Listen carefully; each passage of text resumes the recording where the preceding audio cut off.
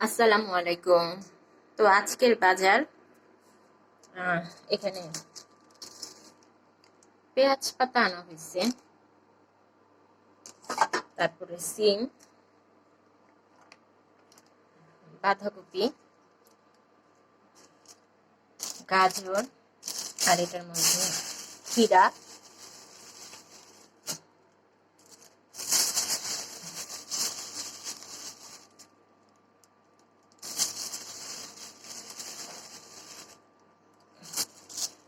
তো আর এক পাশে আছে আলু।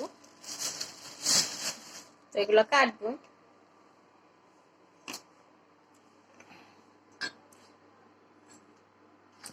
তো আজকে ভাবতাছি এগুলো নিরামিষ রান্না করব, আলু গাজর আর সিম দিয়ে নিরামিষ করব। তো সবাই ভালো থাকুন। আসসালামু আলাইকুম।